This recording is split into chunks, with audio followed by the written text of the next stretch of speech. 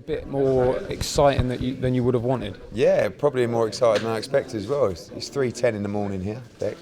It was a late night. It was, obviously we had the Fury fight, which everyone was watching, and then go on to that fight. And after about 6 rounds, I probably had him like 4-2 up, and then Jim come over to me after 10 and said, "What do you think?" I said, "Of course, winning, but when you're obviously in foreign territory and you're away from home, you want to win well." So I told him, make sure he wins these last 2 rounds, and I think he did. And I had him probably 2 or 3 rounds up at the end of the fight, but 2 or 3 rounds on foreign soil is sometimes not enough. But judges were more than fair, I think, and it was a good performance. I think it was an exciting fight. I think the Showtime execs loved it, the public loved it. So a good night for James DeGALE. I think his stock rose. Do you think it might be a little bit underappreciated, or certainly lost amongst the Fury news this week? Yeah, I mean that's massive news, isn't it?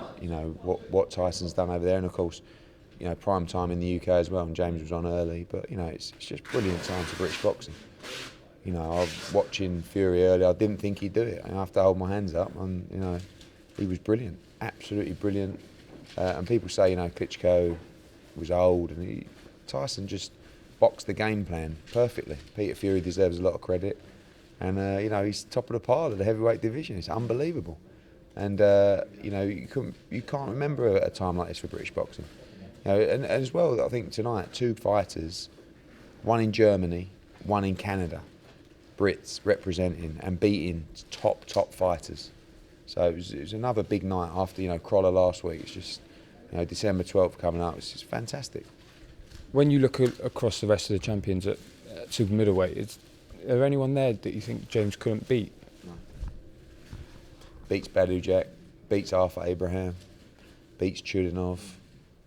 It's just the case if they'll fight him or not, But he's up for fighting anyone, And he's buzzing, he's gonna have a little holiday now.